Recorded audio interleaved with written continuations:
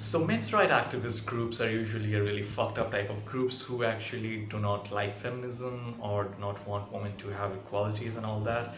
And they have a fucked up way of thinking. And in this video, I'm going to be talking about how they kind of think. It might not be 100% accurate because I am not a men's right activist, but this is the things that I have learned going to their subreddits and their multiple weird spaces on the internet where they discusses the things that they kind of believe in. So yeah, this things is so yeah, just watch this video if you are interested in knowing how their mind works and how to better protect yourself from such falling into such traps of such mindsets and all that. So yeah, enjoy this video. And before I start this video, I would also like to say I'm a feminist and I'm a queer guy, so obviously my perspective on these issues are going to be filtered through those lenses. Now let's continue. So a common argument by the men's rights activists is that the women are bad, or the feminists are bad actually. People have rights what they need, and the amount of rights that they have is completely okay, and demanding more rights is simply outright asking for things that are not even in that things that cannot even be achieved. That's the side type of thing which you will heard men's rights activists say when they say for equal pay for women and men, or multiple other things that feminists actually care for. But in that same breath, they will say that feminist or women can make too many bad choices, or men's do not have enough rights, or how men's mental health are neglected, or how men commits more suicide than women, or how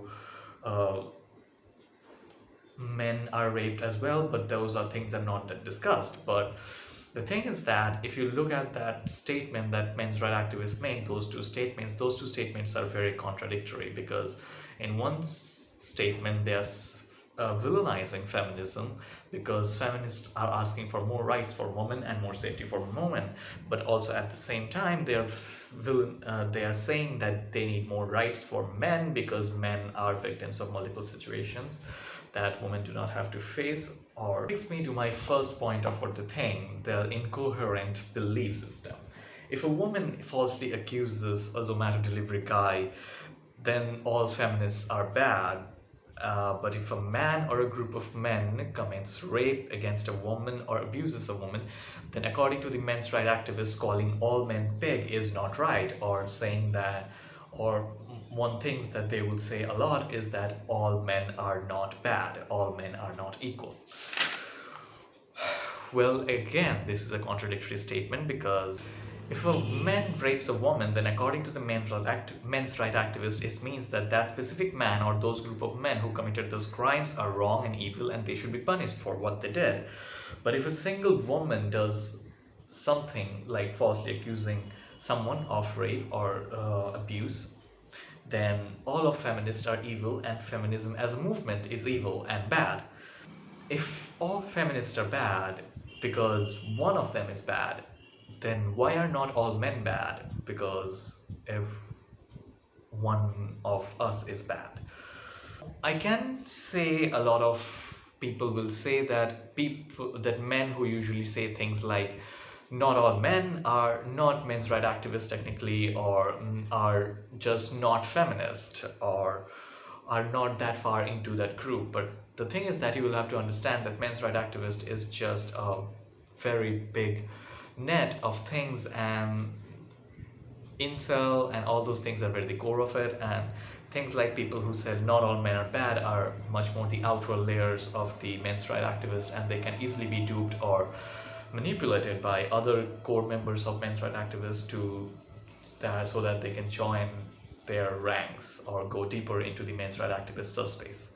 To explain the situation, let's follow an example. Suppose man A believes that all feminists are bad, or because simply one feminist once have committed a crime, or have fakely accused a guy of abuse or rape.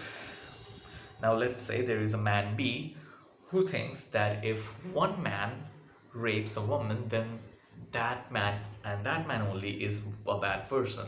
You should not blame all mankind for what crimes they did. So you can say that man A and man B fundamentally believes in two different things. Man A believes in a much more group-wise approach that if one of them is bad, then all of them is bad. And man B believes in if one of them is bad, that means only one of them is bad, not everyone is bad. Now, what ends up happening is that man A, since they believe that all feminists are bad, they end up attacking feminists.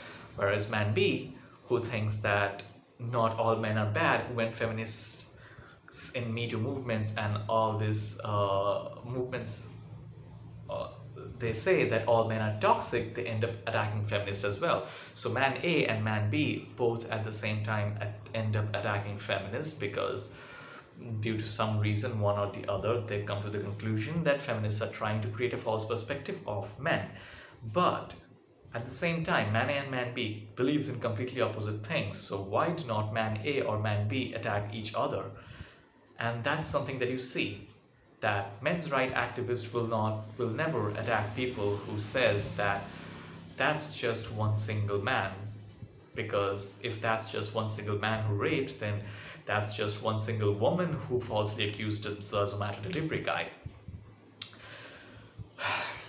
And also, man B will not say that, oh, that's just one feminist woman, one false feminist woman who falsely accused a guy.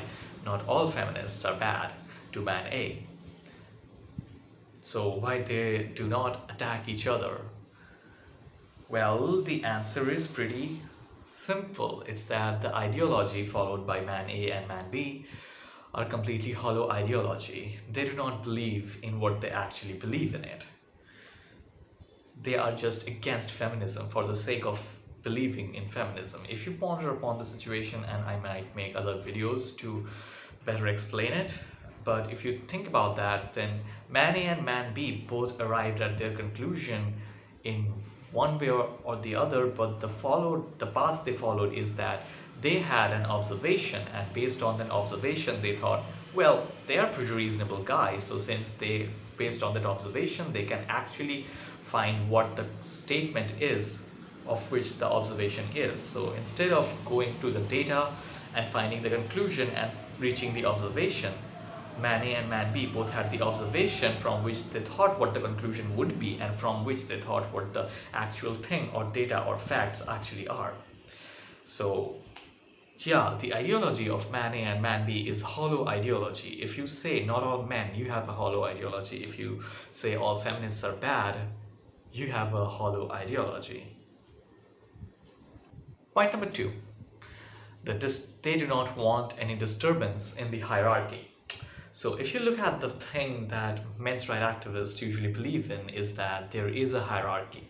The alpha masculine, hyper-masculinized guys on the top, and then the average Joe in the middle, and then females, and then queers or others. And here's when it gets fucked up. They think that since there is a hierarchy, there is hierarchy within the hierarchy. They might just be an average Joe who is under an alpha male or multiple alpha males or something like that, but at the end of the day, they are on top of women's and they have rights over them in some ways, or they can control them in some way, or they have power over them in some way, because they are, in their mind, have a hierarchy, and since they are on top of the hierarchy, that of women, they are better. And then believing that, oh, we want these laws passed out because they would bring equality to all women, they don't think it as everyone being an equal. They just think the reversing of the hierarchy. They think that what would end up happening is that the alpha males and the average Joe men would be dragged down to the bottom of the hierarchy, and the top of the hierarchy would look like women and queer people or things like that, or trans women and stuff like that, which is a fucked up way to think. Number point 3, the commonly mistaken arguments, the common arguments that men's rights activists actually use is that women are bad as well. So they use that argument to deflect the argument that men are bad or men rapes and abuses have abused women and all that for years and years and years. But they direct that argument by saying that women are bad as well and women have falsely accused people as well and women have raped men as well. But here's something that I would have to say to that. Actually, two things that I would have to say to that. Look at the data of how many men ends up abusing, raping, murdering women, and how many women ends up abusing, raping, and murdering men. You will find that the men as abuser and women as victims are much more higher and much more likely to occur than women as the abuser and men as the victim. And number two, the second thing that I will have to say on that topic is that, well, men and women are both humans at the end of the day. So you cannot expect everyone to be perfect all the time or all humans to be perfect all the time. Yes, there are going to be exist shitty women as that shitty men have exist. There was a research done in 1980s that said that 56 to 60% of the men actually cheated on their wife or on their spouses. But since 1860s or 1980s, women have gotten more rights, and in this scenario, in 2020's scenario, women and men cheat in equal amount in marriages, both 56%. So yeah, if you give equal rights to people, they will equally commit crime, but they will also be equal when it comes to other places like jobs and stuff. So yes, you can keep on making the point that women commits crime as well, and that point will keep on being true, that yes, women commits crime as well, but so does men, and men commits more crime for now. So yeah, your point does not make sense, guy. If someone is using that statement as like, look at this woman, she does not know how to drive, she committed the accident, she murdered someone, or she raped someone, or she beats her husband, or something like that, then well, yes, you are pointing at one singular example and working a person's belief or working a person's emotions to get to make them believe what you believe in. But look at the data. Men are much more likely to be the abuser and women are much more likely to be the victim. That is the video, actually. That is the video. That's it. I know I did not get into much more in depth of it because there are multiple facets of this men's rights activist thing. There are incels. There are, I don't know, like lots of things, and multiple people who are well educated are actually and have the capability to reason against complex arguments does actually follow men's rights activists and belief in men's rights activists and all of that. So it's a much more complex topic than what I just covered, and I will try to make more videos to cover that. But for now, this will have to be it, and I hope you enjoyed this video. I hope you enjoyed your week, and bye. Subscribe to my channel and like this video if you liked it.